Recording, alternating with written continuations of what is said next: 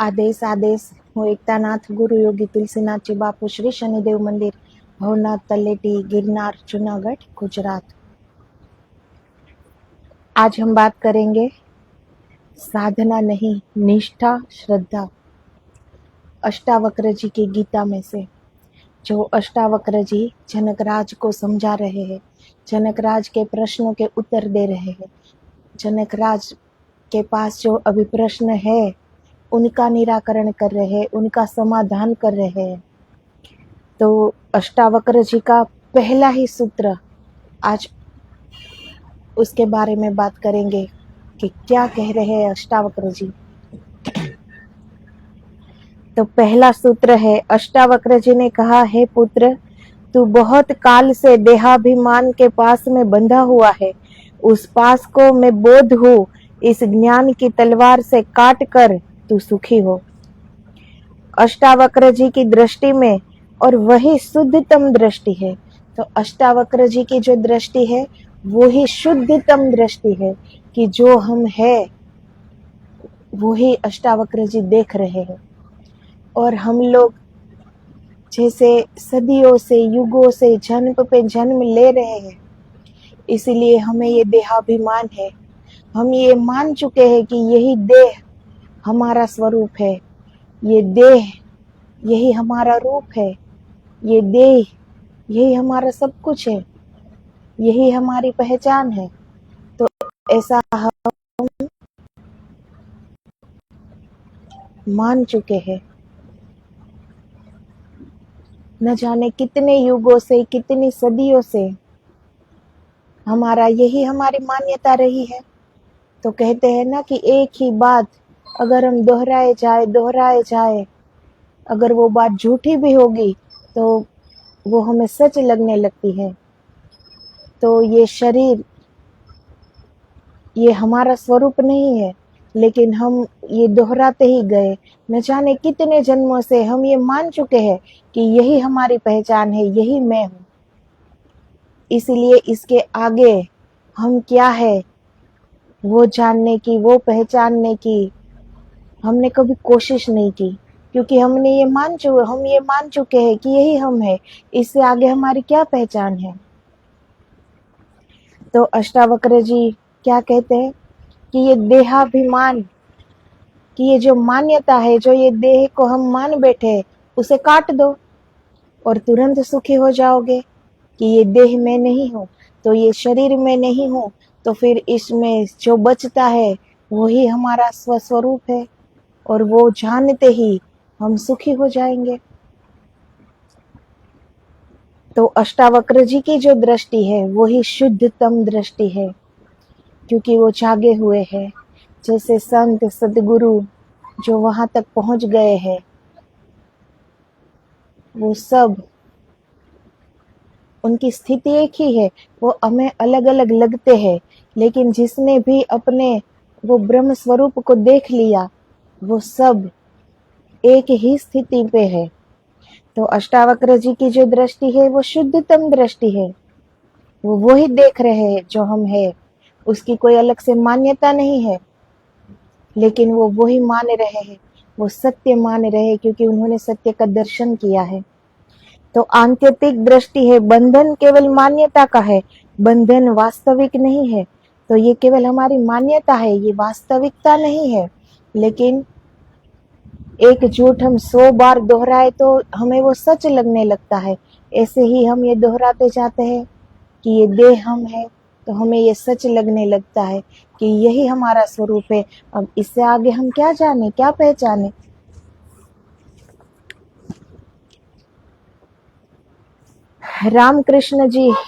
रामकृष्ण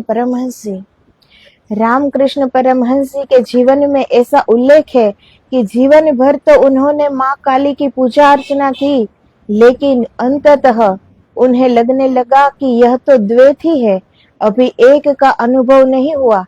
प्रीतिकर है, सुखद है, लेकिन अभी दो तो है, दो ही बने हैं। कोई स्त्री को प्रेम करता, कोई धन को प्रेम करता, कोई पद को। उन्होंने माँ काली को प्रेम किया, लेकिन प्रेम अभी दो में बटा है, अभी परम अद्वैत नहीं घटा। तो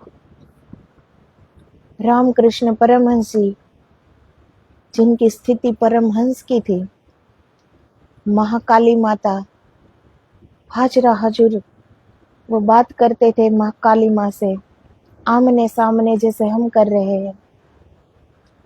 ऐसे रामकृष्ण परमहंस जी को एक दिन ये लगा अंत में कि मैं महाकाली माँ से बात करता हूँ, उनके दर्शन करता हूँ, लेकिन ये द्वैत है, अभी हम दो में बटे हैं। तो अभी अद्वैत नहीं घटा।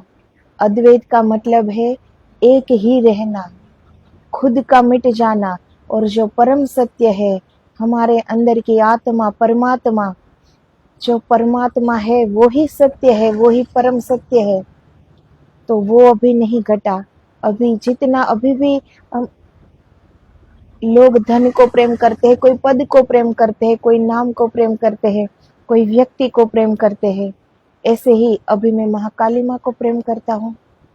तो अभी हम दो है, मैं और काली माँ। तो अभी वो अद्वैत नहीं घटा।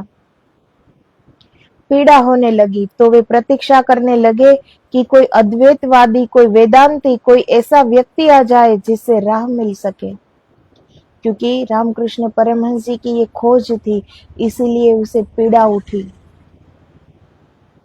जिनको पीड़ा उठती ही नहीं है वो कुछ पा नहीं सकते, क्योंकि उनकी वो खोज रहती ही नहीं है।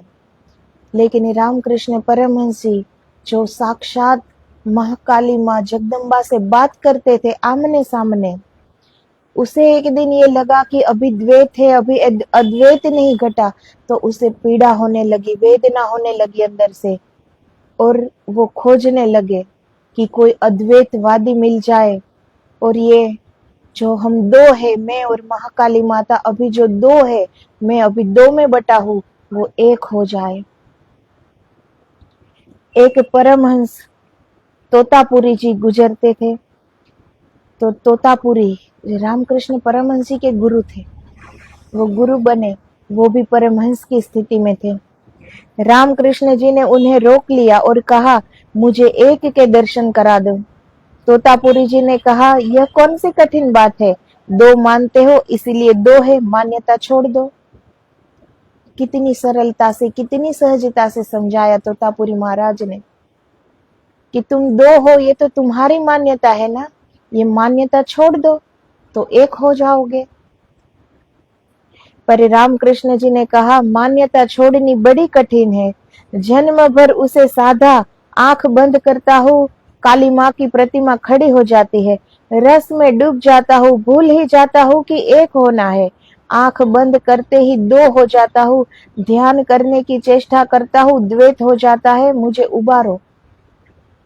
तो वो कहते हैं कि मैं जब ध्यान करता हूँ, काली माँ की प्रतिमा उभरती है, तो मैं उसी रस में डूब जाता हूँ, और ये मैं भूल जाता हूँ कि हमें एक होना है, दो नहीं रहना है, लेकिन ये मैं नहीं कर पाता हूँ। तो तोतापुरी महाराज ने कहा, ऐसा करो, जब काली की प्रतिमा बने तो उठाना एक तलवार और दो टुकड़े कर देना। रामकृष्ण जी ने कहा, तलवार वहां कहाँ से लाऊंगा? ये ध्यान की बात है कि जब ध्यान में काली माता की प्रतिमा उठे तो उठाओ तलवार और उनके कटके कर दो, टुकड़े कर दो। तो रामकृष्ण जी परमहंस जी कहते हैं कि वहां मैं तलवार कहाँ से लाऊंगा? तो तोतापुरी जी ने कहा, वही अष्टावक्र जी का वचन है। तोतापुरी जी ने कहा, यह काली माँ की प्रतिमा कहाँ से ले आए हो? वहीं से तलवार भी ले आना। तो जब ये काली माता की प्रतिमा उभरती है मन में, तो वो कहाँ से लाते हो?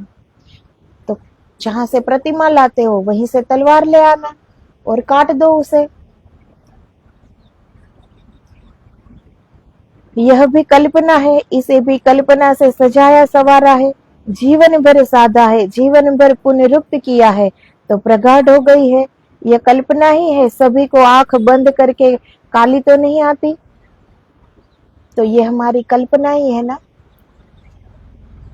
ईश्वर को हम जिस रूप में पुकारते हैं, जिस रूप में पूजते हैं, वो उसी रूप में हमें दिखाई देते हैं। ध्यान जब सब करे तो सबको ही थोड़ी सामने काली माता की ही प्रतिमा आएगी। वो तो हमारी ही कल्पना है ना कि काली माता ऐसे है, ऐसे नर मुंड की माला पहनी है, जिह्वा बाहर है, ऐसे विकराल रूप है। ये तो हमारी मान्यता है ना कि काली माता ऐसे है। वो हमारी कल्पना है, तो उसी कल्पना के मुताबिक वो हमें दिखती है, तभी तो हमें पता चलता है ना कि ये महाकाली माता ही मुझे दिख रही है। तो ईश्वर को हम जिस भी रूप में हम कल्पना करते हैं, जिस भी रूप में हम पुकारते हैं, वो वही रूप में हमारे सामने आते हैं, तभी हम उसे पहचान पाते हैं कि ये यही है। लेकिन है तो हमारी कल्पना ही ना। तो तोतापुरी महाराज कहते हैं कि जो महाकाली माता की जो कल्पना तुमने संजोए रखी है, और वो प्रतिमा जब सामने आ जाती है, तो उसे तलवार उठाओ उसी क्षण और उसे उसके टुकड़े कर दो और एक हो जाओ। द्वैत जो बने हो, दो में बटे हो, अद्वैत हो जाओ, दोनों एक हो जाओ। ईसाई आंख बंद करता है वर्षों की चेष्टा के बाद, तो क्राइस्ट आते हैं। कृष्ण का भक्त आंख बंद करता है तो कृष्ण आते हैं। बुद्ध का भक्त आंख बंद करता है तो बुद्ध आते हैं। महावीर का भक्त आंख बंद करता है तो महावीर आते हैं। जैन को तो क्राइस्ट नहीं आते, क्रिश्चियन को तो महावीर नहीं आते। जो तुम कल्पना साधते हो वही आ जाते हैं। तो जो हम कल्पना करते हैं वही हमारे सामने आ जाते हैं। कृष्ण, भगवान कृष्ण की जो साधना करते हैं, वो अगर आंख बंद करके ध्यान करे तो उनके सामने कृष्ण भगवान आ जाते हैं ध्यान में। ऐसे ही नहीं आते, बड़ा अभ्यास चाहिए, बड़ा परिश्रम चाहिए, बड़ा धीरज चाहिए। लेकिन ये सब आने के बाद आता तो वही है ना जो हमने कल्पना संजोई है, जिसे हम साध रहे हैं, तो उसके सामने वही आएगा। जो बुद्ध भगवान का अनुयायी है, जो बुद्ध भगवान का ध्यान करते हैं, तो उनके ध्यान में उनकी ही प्रतिमा उभरेगी बुद्ध भगवान की। ऐसा तो नहीं है कि जो बुद्ध भगवान का ध्यान कर रहे हैं और उनके ध्यान में कृष्ण भगवान आ गए। तो जो ध्यान हम कर रहे हैं, जिसका ध्यान कर रहे हैं, वही हमारे सामने आते हैं। तो वो हमारी एक कल्पना है, हमने उसे कल्पना में संजोया है कि ऐसे ही है हमारे इष्ट देव, तो वो उस रूप में हमारे सामने आते हैं। रामकृष्ण परमहंस जी ने काली माँ को साधा है, तो कल्पना प्रगाढ़ हो गई है। बार बार पुनरुक्ति से, निरंतर निरंतर स्मरण से कल्पना इतनी यथार्थ हो गई है कि अब लगता है काली माँ सामने खड़ी है। कोई वहां खड़ा नहीं, चैतन्य अकेला है, यहाँ कोई दूजा नहीं है, दूसरा नहीं है। तुम आंख बंद करो, तोतापुरी जी ने कहा, उठाओ तलवार और तोड़ दो। तो तोतापुरी जी वो अद्वैत, उनमें अद्वैत था, द्वैत नहीं था। वो दो में बटे हुए नहीं थे कि मैं अलग हूं और मेरे इष्ट अलग है, लेकिन वो मिट गए थे। खुद का मिट जाना ही अपने ईश्वर का हो जाना है। फिर ईश्वर ही बचते हैं। सारी सृष्टि में, सारे ब्रह्मांड में परमात्मा के अलावा कोई नहीं है, कोई दूसरा है ही नहीं। तो फिर जो हमें दूसरा दिख रहा है ध्यान में, वो हमारी कल्पना मात्र है, क्योंकि दूसरा है ही नहीं। जब हमें मिटना आ जाए, जब हम मिट जाते हैं, तो जो बचता है वो परमात्मा ही बचता है, और एक ही बचता है। तो हम ऐसे नहीं बोल सकते कि मैं ध्यान कर रहा हूँ और मेरे ध्यान में मेरे इष्ट देव आ रहे हैं, तो मैं और इष्ट देव ये दो हुए ना, द्वैत हुआ। तो जब तक द्वैत है तब तक हम अद्वैत में प्रवेश नहीं कर पाते। तो रामकृष्ण जी आंखें बंद करते, लेकिन आंख बंद करते ही हिम्मत खो जाती। तलवार उठाए काली को तोड़ने को, भक्त भगवान को काटने की तलवार उठाए, ये बड़ी कठिन बात है। अब इतना प्रेम है काली माँ की तरफ, जीवन भर साधा है, जीवन भर निरंतर उनका स्मरण किया है, जीवन भर माँ काली माँ से बातें की है उन्होंने। जैसे आमने सामने हम बात कर रहे हैं, वैसे ही रामकृष्ण परमहंस जी ने महाकाली माँ से बात की है। तो अब ध्यान में काली माँ सामने खड़ी हो और वो उसे तलवार से कैसे काट दे, तो ये कोई सरल घटना नहीं है, बड़ी ही कठिन बात है। संसार छोड़ना बड़ा सरल है, संसार में पकड़ने योग्य ही क्या है, लेकिन जब मन की किसी गहन कल्पना को खड़ा कर लिया हो, मन का कोई काव्य जब निर्मित हो गया हो, मन का स्वप्न जब साकार हो गया हो, तो छोड़ना बड़ा कठिन है। तो संसार छोड़ना सरल है, लेकिन हमें मन में अगर किसी की कल्पना संजो ली और उसी की साधना शुरू कर ली, अहरनिश हम उसी के सपने देखते हैं, तो उसे छोड़ना बड़ा कठिन हो जाता है ना। हम उसे कैसे भूल पाए जिसका हम स्मरण कर रहे हैं, जिसको हम निरंतर याद कर रहे हैं, जिसको हम निरंतर अपने सामने पाते हैं, इतना याद कर रहे हैं, तो उसको छोड़ना वो बड़ी कठिन बात है। संसार तो दुख स्वप्न जैसा है। भक्ति के स्वप्न, भाव के स्वप्न दुख स्वप्न नहीं है, बड़े सुखद स्वप्न है। उन्हें छोड़े कैसे, तोड़े कैसे। तो कोई स्वप्न जब हम संजो लेते हैं, वो कहते हैं ना कि कल्पनाएं ज्यादा सुंदर होती है हकीकत से। और ये सब कल्पना ही है ना हमारी, कि हमें ये मिल जाएगा तो हम सुखी हो जाएंगे, हमें खुशी प्राप्त होगी जब मेरे पास ये होगा। जिसकी हम कल्पना करते हैं, जिसके हम सपने देखते हैं, वो फिर धन हो, प्रतिष्ठा हो, व्यक्ति हो, मान हो, जो भी हो, लेकिन जिसके हम सपने संजोते हैं, वो अगर हमें मिल जाए तो हमें सुख होगा, तो हमें खुशी होगी। तो ये हमारी मान्यताएं हैं, और ये इससे ऊपर उठना ये बड़ा कठिन कार्य है। संसार तो छूट जाता है, लेकिन हमारी कल्पना, हमारा सपना, वो हमसे नहीं छोड़ा जाता। आंख से आंसू बहने लगते हैं, गदगद हो जाते, शरीर कंपने लगता, मगर वह तलवार न उठती। तो रामकृष्ण परमहंस जी जब ध्यान में बैठते हैं, तो सामने काली माँ की प्रतिमा आ जाती है और वो गदगद हो उठते हैं, आंखों से आंसू बहने लगते हैं, शरीर कंपने लगता है। लेकिन तो इसमें वो तलवार कैसे उठाए, कैसे उस मूर्त को वो काट दे जिसे जीवन भर इतना प्रेम किया है, साधा है, जिसे जीवन भर स्मरण किया है, जिसके लिए जीवन भर वो जिए हैं, एक एक सांस में उनका स्मरण किया है, उसे वो एक पल में तलवार उठाकर कैसे काट दे। तलवार की याद ही भूल जाती। आखिर तोतापुरी जी ने कहा, बहुत हो गया, कई दिन बैठकर ऐसे न चलेगा, या तो तुम करो या मैं जाता हूँ, मेरा समय खराब मत करो, यह खेल बहुत हो गया। तो तोतापुरी महाराज ये रामकृष्ण परमहंस जी को कहते हैं, जब बहुत दिन हो गए, वो बहुत दिन रुके रामकृष्ण परमहंस जी के पास, हर रोज उसे ध्यान में बिठाते थे कि ध्यान में महाकाली माता आए और तलवार उठाओ और उसे काट दो। लेकिन रामकृष्ण परमहंस जी ये कर नहीं पाते हैं। तो तोतापुरी जी एक दिन कहते हैं कि या तो तुम करो या तो फिर मैं चला जाता हूँ, मेरा समय क्यों खराब करते हो।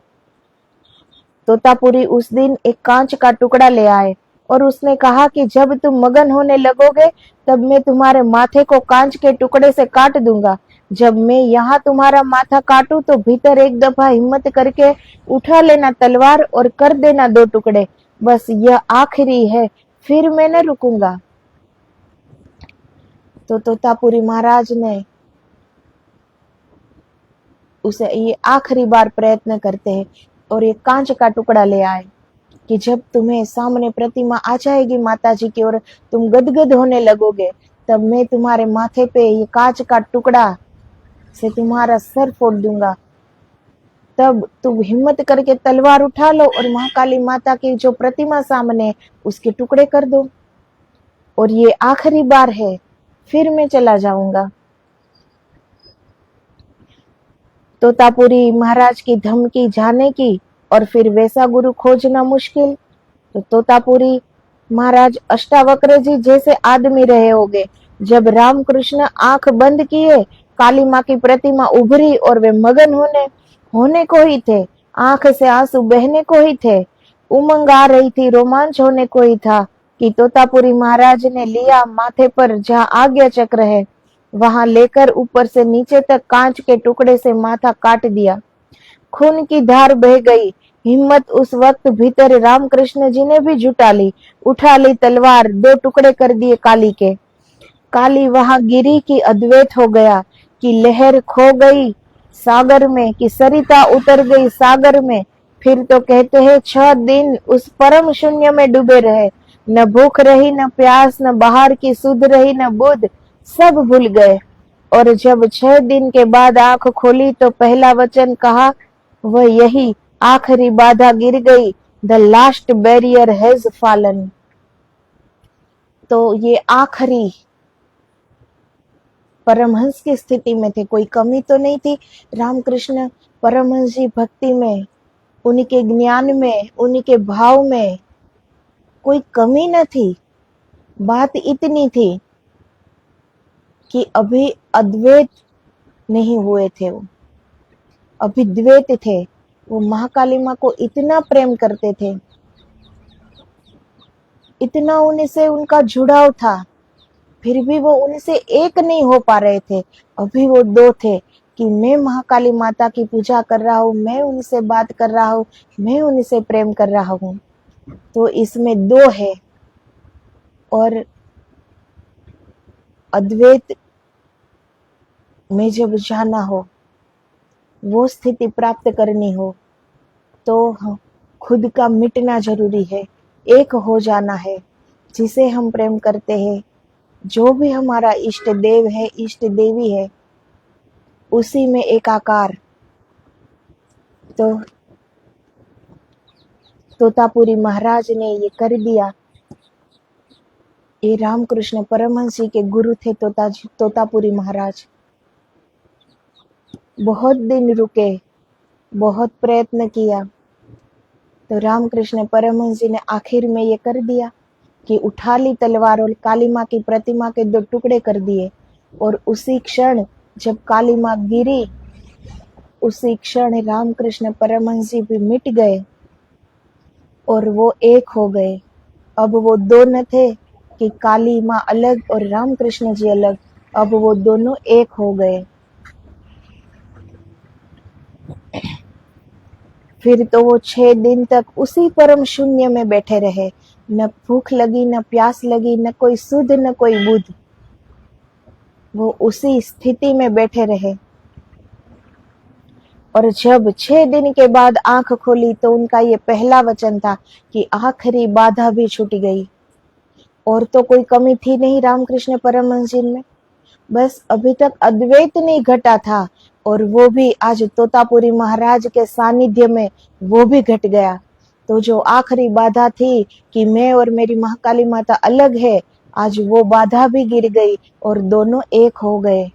अब वो अद्वैत हो गए। ये पहला सूत्र कहता है, हे पुत्र, तू बहुत काल से देहाभिमान के पाश में बंधा हुआ उस पास को ही अपना अस्तित्व मानने लगा है। मैं देह हूँ, मैं देह हूँ, मैं देह हूँ, ऐसे जन्मों जन्मों तक दोहराया है। दोहराने के कारण हम देह हो गए हैं। देह हम है नहीं, यह हमारा अभ्यास है, यह हमारा अभ्यास है। तो यह हमारा अभ्यास है।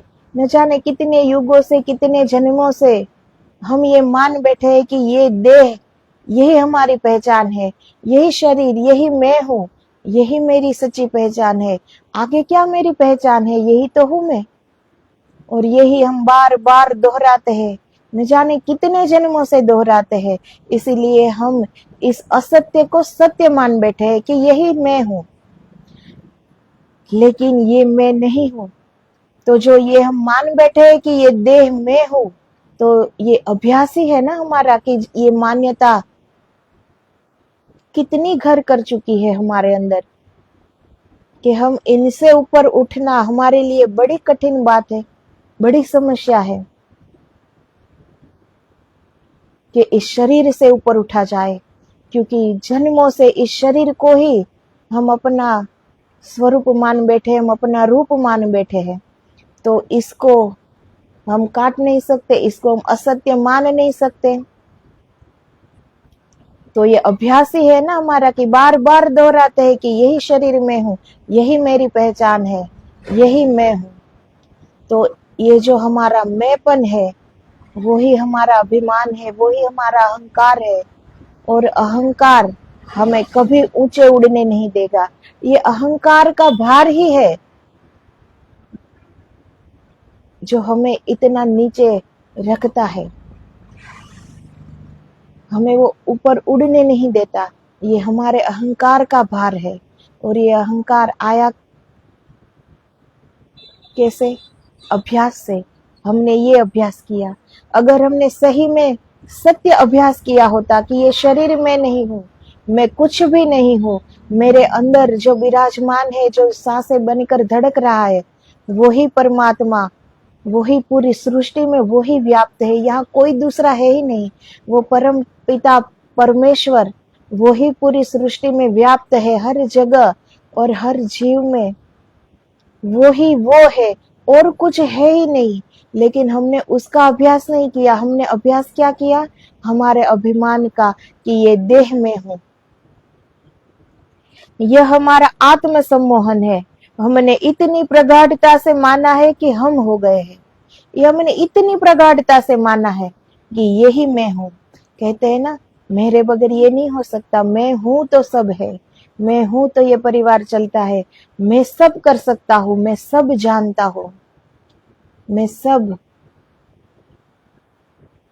ये जो हमारी ये जो मान्यता है कि ये मैं सब जानता हूँ, इसलिए ही हम सही बात जानने से चूक जाते हैं। सब जानता हूँ तो आगे जानने का कोई रस फिर रहता ही नहीं जीवन में, और फिर जीवन का ही रस नहीं रहता। अगर सब कुछ जानते हो तो तुम्हारे लिए और जानने को कुछ बाकी नहीं रहता। फिर तो ऐसे ही हम जिए जाते हैं इसी अभिमान में कि सब कुछ जानता हूँ, सब कुछ कर लिया, सब कुछ प्राप्त हो गया। कोई भी अच्छी बात, कोई भी ग्रंथ से कोई भी वाक्य बोले, कोई भी शब्द सुनाए, तो क्या कहते? ये तो हमें पता ही है, ये तो हम जानते ही है। इसीलिए बात वही खत्म हो जाती है, क्योंकि जानते ही है। इसी बात से हम चूक जाते हैं। जो जानने योग्य था वो जान नहीं पाते फिर, क्योंकि फिर आगे कोई वो तत्परता रहती ही नहीं आगे कुछ जानने की। और वो हमारे अहंकार को ठेस पहुंचती है फिर, कि अगर हम ये मान ले कि हम कुछ नहीं जानते, हम कुछ नहीं है, तो ऐसा कोई कोई कर सकता है जिसे सच में कोई तत्परता होगी कुछ जानने की, कुछ करने की, कुछ अनुभूति की, कुछ अनुभव का। दूसरे का अनुभव ग्रंथ में जो लिखा है वो हर एक शब्द सच है, वो हर एक शब्द सत्य है, वो सत्य ही है। लेकिन उस सत्य के साक्षी हम बने नहीं है। वो किसी और का सत्य है, किसी और ने लिखा है, किसी और ने जाना है, वो किसी और का अनुभव है, वो किसी और की अनुभूति है। हमने सिर्फ पढ़ा, हमने सिर्फ सुना। तो पढ़ लेने से या सुन लेने से हम सब कुछ जानते हैं, ये नहीं हो जाता। जानना नहीं होता कुछ भी, अनुभूति करना होता है। जान तो सब लेते, जानते तो सब है कि आत्मा ही परमात्मा है, और परमात्मा ही सब जगह विराजमान है। उन्हीं का चारों ओर वो ही वो है। जानते तो सब है, लेकिन देखा किसने, माना किसने?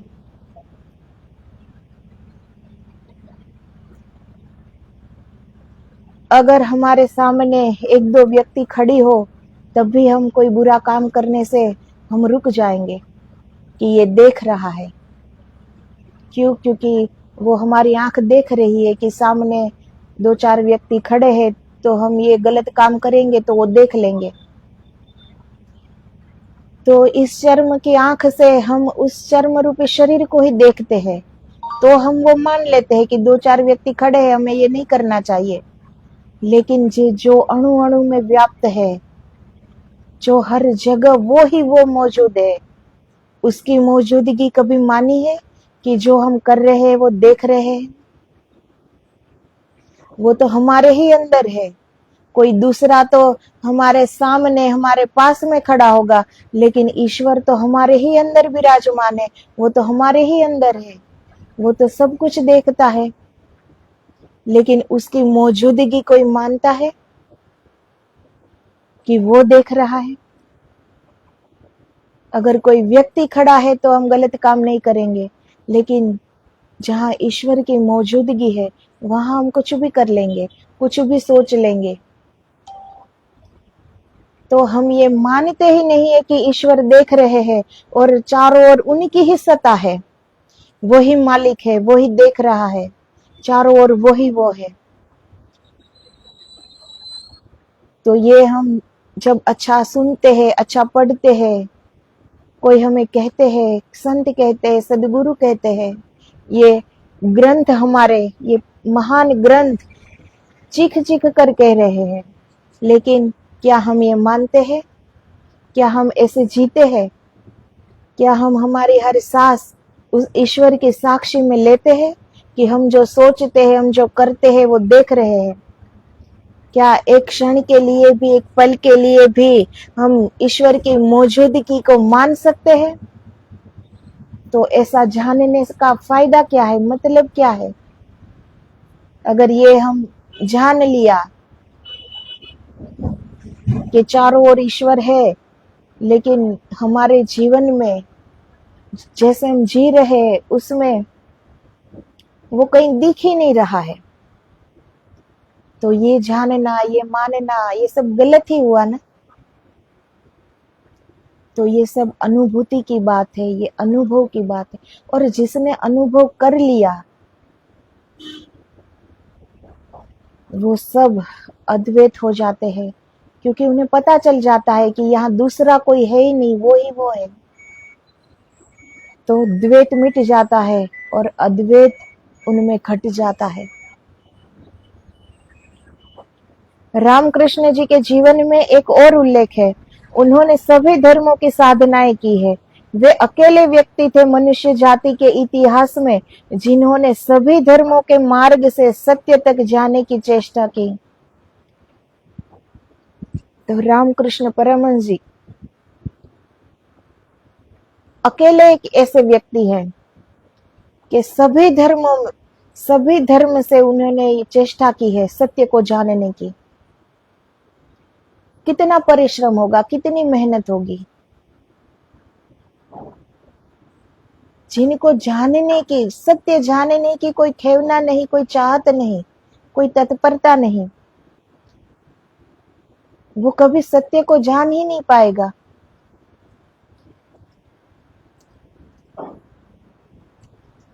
हम सब ये माने हुए धर्मों में बंधे हुए हैं। तो एक ही धर्म है ना हम सबके पास कि हम ये है, हम वो है। हमें खुद को भी अद्वैत में लाना है कि यहाँ कोई दूसरा है ही नहीं, सिर्फ परमात्मा ही है। लेकिन हमारे यहाँ धर्मों के भी इतने भेद है, तो व्यक्ति में तो होंगे ही। हम लोगों ने धर्म संप्रदाय कितने भेद कर दिए, कितने। इसीलिए ही तो बाहर ही बाहर उलझ रहे, और सब इसी में उलझे रहते हैं कि अब ये धर्म सत्य है कि ये धर्म सत्य है। अगर इस धर्म में कोई खोट लगती है तो दूसरा धर्म आ जाता है कि अब ये धर्म सही है, फिर कोई नया धर्म आ जाता है कि ये सही है। तो धर्म बाहर से नहीं आता, धर्म हमारे अंदर से आता है, सत्य हमारे अंदर से आता है। सत्य की अनुभूति हमारे ही अंदर से आती है, ये उधार नहीं ली जा सकती। किसी और का लिखा हुआ सत्य हम सिर्फ पढ़ सकते हैं, हम सिर्फ सुन सकते हैं, लेकिन वो हमारी अनुभूति में नहीं आएगा जब तक हम खुद वो अनुभव नहीं करेंगे, वो परिश्रम नहीं करेंगे, वो मेहनत नहीं करेंगे ध्यान के द्वारा। जब तक हम अपने भीतर नहीं उतरेंगे तब तक हमारे लिए वो जो भी हमने सीखा है, जाना है, पढ़ा है, सुना है, वो एक उधार है, वो हमारा नहीं है, वो दूसरों का दिया हुआ है। लेकिन सब आदी हो गए हैं दूसरों पे ही जीने के लिए। खुद पर जीना कौन चाहता है यहाँ? पूरी जिंदगी दृष्टि कहाँ रहती है? दूसरों पर तो रहती है कि लोग क्या कहेंगे, लोग क्या सोचेंगे, ये मुझसे आगे क्यों है, ये मुझे ऐसा क्यों कह रहे हैं, ये मुझसे ज्यादा क्यों कमा रहा है, ये मुझसे इतना आगे क्यों निकलता जा रहा है। जीवन भर हम दूसरों का तो सोचते हैं, तो आदी हो गए। इसीलिए जो जानने योग्य है, जो अनुभूति करनी है, वो भी हम उधार की, कि हम तो सब जानते हैं, किसी और की अनुभूति है, किसी और का अनुभव है, वो हम मान लेते हैं कि हम तो ये जानते हैं, क्योंकि आदी हो गए हैं दूसरों का ही सब कुछ लेने को, दूसरों की ओर ही देखने को। इसीलिए स्वयं के भीतर उतरना बड़ा कठिन लगता है सबको, क्योंकि कभी अपनी ओर दृष्टि गई ही नहीं। भूले सबको दिखती है, ये इंद्रिय सबके पास है। ईश्वर ने, ये ईश्वर का एक वरदान है कि हम भूल को देख सके, लेकिन इसी वरदान को हम श्राप में परिणित हम करते हैं। क्यों? क्योंकि भूल देखते हैं किसी और की, कोई और भूल करे तो तुरंत दिख जाती है कि ये भूल है, लेकिन हमारी ओर कभी दृष्टि ही नहीं आती कि हम में कितनी भूल है। अगर आए तो वो भूल सुधरे ना। तो सबसे पहले तो दृष्टि अपनी ओर करनी चाहिए कि हमारे में कितनी भूलें हैं, हम कहाँ कहाँ चूक रहे हैं, कहाँ कहाँ भूल कर रहे हैं, कितने दोष खुद में है। अगर इसी का पता नहीं चलेगा तो फिर हम अपने भीतर कभी नहीं उतर पाएंगे। ये हम दूसरों में, दूसरों के बातों में बाहर ही बाहर हम उलझते जा रहे हैं। कितने धर्म है हमारे देश में, कितने संप्रदाय है, जाना कहाँ है और जानना क्या है? जानना यही है ना कि खुद मिट जाना है, और जो परम सत्य है परमात्मा, उसी में लीन हो जाना है। जानना सिर्फ यही है, लेकिन ये करना कितना कठिन है।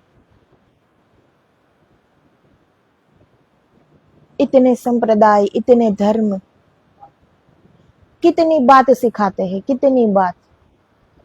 सीखना क्या है? सिर्फ एक ही कि अपनी अहंता छोड़ दो और ईश्वर की सत्ता को मान लो। लेकिन सारे धर्म, सारे संप्रदाय अपनी अपनी बड़ी बड़ी किताबें लिख देते हैं कि ये करना है, ये करना है, और इंसान इसी में उलझा रहता है कि ये पढ़ लिया, इतने जप कर लिए, इतनी माला कर ली, अखंड धुना रख दिया, भभूत रमा ली शरीर पे, हो गया। हम धर्म का पालन कर रहे हैं, जो धर्म कह रहा है वो हम कर रहे हैं। तो धर्म को और इस शरीर को क्या मतलब है? इस शरीर पे भस्म रमाओ, कुछ भी रमाओ, जब तक इस शरीर का राग छूटता नहीं है तब तक कुछ बनता ही नहीं है। इस शरीर से ही ऊपर उठना है, इस मन से, इस बुद्धि से ऊपर उठना है। लेकिन जो भी हम कर रहे हैं बाहरी कर रहे हैं, इसलिए हम अपने ही भीतर जो सत्य है हमारे ही भीतर है, उसी सत्य को हम किसी और में ढूंढते हैं कि कोई और हमें बता दे, कोई और हमें दिखा दे। और आजकल तो समय ऐसा है कि और दिखा दे तो क्या, और ही कर दे, हमें कुछ करना ही नहीं है। सामने वाला वो तुम कर दो, कराते हैं ना लोग कि भाई ये है तो ब्राह्मण के पास जाके जप करा लो, पैसे दे दो और ब्राह्मण जप कर देगा। तो किसी को जो सत्य, किसी को जानना ही नहीं है। सब दूसरे पर आधारित जिंदगी जीते हैं, आदी हो गए हैं। कोई अपनी जिंदगी जीने को अब मान ही नहीं रहा है, अपने आप पर दृष्टि आ ही नहीं रही है। ईश्वर ने बिल्कुल अपने जैसी एक आकृति बनाई, अपने जैसा ही एक इंसान बनाया। जितनी ईश्वर में शक्तियां थी सारी सारी डाल दी। लेकिन हमने क्या किया? उसी शक्ति बस बाहर बाहर उपयोग किया। जानते ही नहीं है कि कितनी शक्ति है हमारे पास।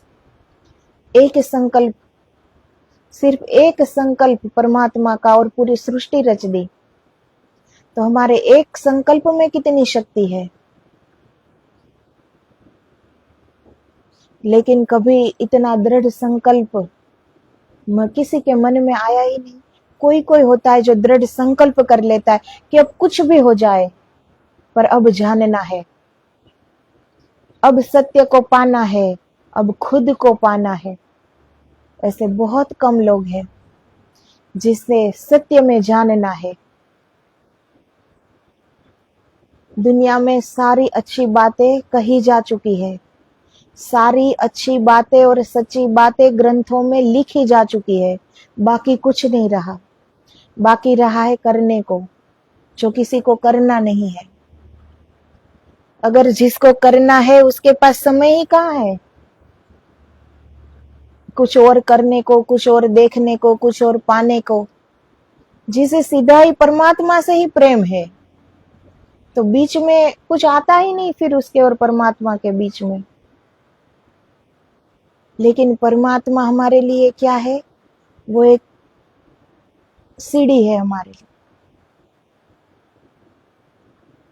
कि अच्छा करो तो मैंने किया, कुछ बुरा हो जाए तो वो दुख परमात्मा दे रहा है।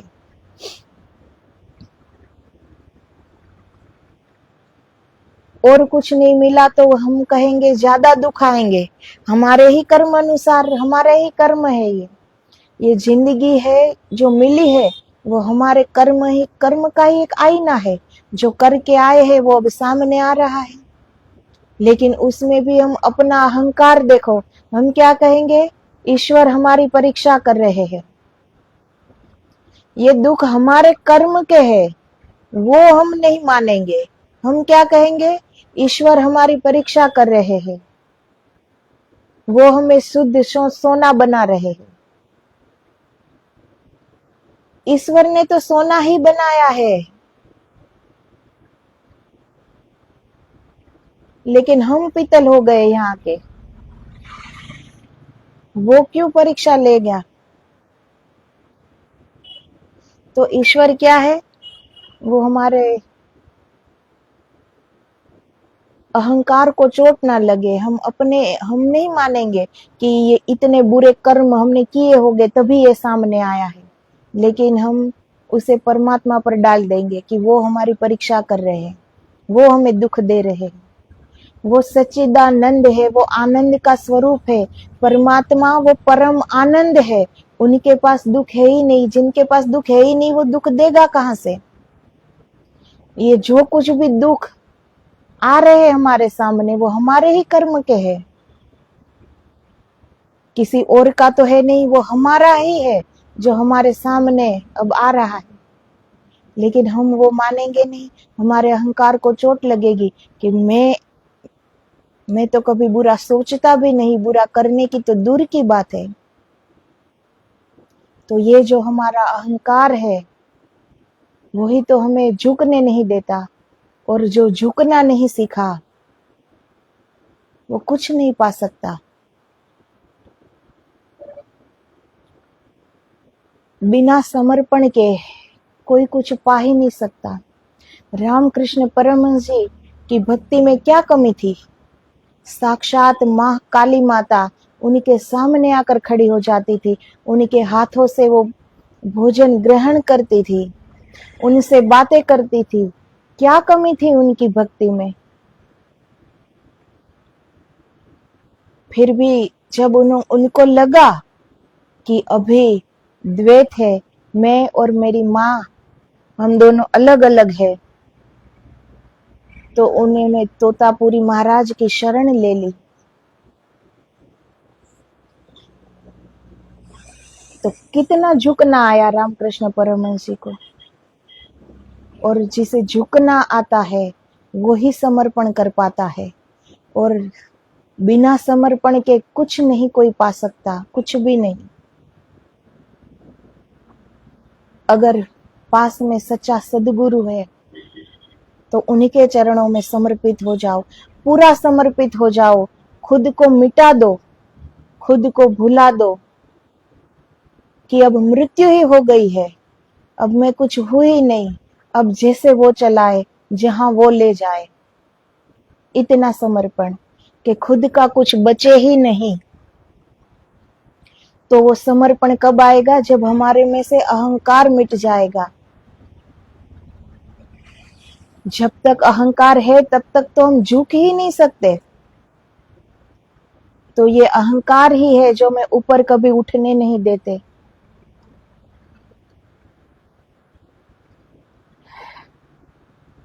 आज कलयुग है तो इसमें परमात्मा नहीं बदले, हमारा विचार, हमारा वर्तन, हम बदल गए हैं। लेकिन आज भी ये भूमि खाली नहीं है संतों से। तो जिनके पास सच्चे सदगुरु है तो एक पल की भी देर न लगाओ और समर्पित हो जाओ, मिट जाओ। जीवन वहां से ही शुरू होगा जो मिटने को आएगा। ऐसे सदगुरु के चरणों में मिट जाओ, झुक जाओ, तो वो पार लगा देंगे। लेकिन सदगुरु के पास भी हम किस आकांक्षा से जाते हैं? अपनी भौतिक, अपनी सांसारिक वही इच्छाओं से जाते हैं। सदगुरु तो बैठे हैं कि वो जो परम आनंद की स्थिति में है, वो जो परम पद को प्राप्त किए हुए हैं, वो ले जाना चाहते हैं। पर वहां जाना कौन चाहता है? वो तो ले जाना चाहते हैं, पर जाने को कौन राजी है? कौन मिटने को राजी है? सब आते हैं अपनी इच्छाएं लेकर, अपना स्वार्थ साधने कि आप ये कर दो, आप ये कर दो। कौन आया मिटने को? वो कोई कोई आता है कि सदगुरु के चरणों में झुक गया और वही मिट गया, मृत्यु हो गई उसकी, अब वो है ही नहीं। अब उनमें और सदगुरु में द्वैत नहीं है, अद्वैत घट जाता है। उसी क्षण घट जाता है जो मिटने को राजी हो जाता है। क्योंकि सदगुरु के पास वो सत्ता है कि वो परम पद में जो विराजमान है वो वहां ले जाए। लेकिन वो पात्रता मिलती नहीं है अभी। तो सबसे पहले दृष्टि अपने पर आए, अपने भूले, अपने दोष देखे और वो दोष मिटाने की कोशिश करे। जब तक मन निर्मल नहीं होगा, दोषों से मुक्त नहीं होगा, तब तक वो एकाग्र नहीं हो पाएगा कि हम अपने भीतर अपने को देख पाए। और इसके लिए सदगुरु की कृपा चाहिए। रामकृष्ण परमहंस जी जो महाकाली माँ से साक्षात बात करते थे, तो क्या वो माँ से कह नहीं सकते थे कि मैं आप में अब डूबना चाहता हूँ, मैं अब आप में एकाकार होना चाहता हूँ, अब मैं मिटना चाहता हूँ? क्या वो नहीं कह सकते? अगर वो माँ से सब बातें कर सकते हैं तो क्या ये नहीं कह सकते? लेकिन उन्होंने तोतापुरी महाराज को गुरु बनाया। तो जो भी जागे हुए संत है, जिसने भी करुणा अवतार लिया है इस पृथ्वी पर, वो सब ने ये बताया हमें कि सदगुरु के बिना कोई उपलब्धि नहीं है, कुछ भी प्राप्त नहीं कर सकते हम बिना सदगुरु के। सदगुरु की दया होनी चाहिए, उनकी कृपा होनी चाहिए, उनकी अनुकंपा होनी चाहिए, उनकी करुणा होनी चाहिए। ये तब होता है। तो आज बस इतना ही। लेकिन जो हमें मैंपन का जो अहंकार है उसे धीरे धीरे मिटाते जाए कि मैं कुछ भी नहीं हूँ, कुछ भी नहीं हूँ। तो रामकृष्ण परमहंस जी तोतापुरी महाराज को ढूंढने नहीं गए थे, तोतापुरी महाराज सामने से आए थे क्योंकि वो पात्र थे। तो पात्र बनने योग्य जितने भी सद्गुण होने चाहिए वो जीवन में हम अपनाए। जितनी भी अच्छी बात मालूम है, जानते हैं, उसे जीवन में अमल में रखिए। ऐसे हम जी पाए, अपने अंदर के दोषों को देख पाए, उसे मिटा पाए, निर्मल हो पाए, अहंकार मुक्त हो पाए। तो धीरे धीरे हम भी वो पात्र बनते जाएंगे और एक दिन सदगुरु जरूर कृपा करेंगे, क्योंकि उनकी आंख से बाहर इस दुनिया में कुछ भी नहीं है। हमें नहीं पता कि कहाँ सदगुरु है, सबको नहीं पता कि कहाँ सदगुरु है, लेकिन सदगुरु को पता है कि मुझे किसके पास जाना है। तो वो पात्र बनना चाहिए, वो पात्र बनने की कोशिश करनी चाहिए अभी से, इसी क्षण से। क्योंकि समय किसी के पास नहीं है। जो समय चला गया वो समय लौट के नहीं आता। समय से कीमती चीज इस दुनिया में कुछ भी नहीं है। हम कुछ भी पा सकते हैं वापस, कुछ भी हम पा सकते हैं, लेकिन गया हुआ समय वो हम नहीं पा सकते। इसीलिए समय की कद्र करो, समय की कीमत करो। कुछ करना है तो अभी इसी क्षण, पता नहीं मौत कब आ जाएगी। तो जब तक जीवन है, जब तक सांसें है, हम वो पात्र बने कि कोई सदगुरु हम पर अनुकंपा कर दे और हमें भी वहां ले जाए जहां वो है। तो उसके लिए हमारा समर्पण, हमें समर्पित होना आना चाहिए। और अहंकार जिसके पास होगा वो कभी भी समर्पित नहीं हो सकता। इसीलिए सारे दोषों से मुक्त होने की कोशिश करिए, तो सदगुरु की आंख से बाहर कुछ भी नहीं है। वो एक दिन ढूंढ लेंगे और हमें भी वहां ले जाएंगे। तो आदेश आदेश। जय गुरुदेव, जय गिरनारी।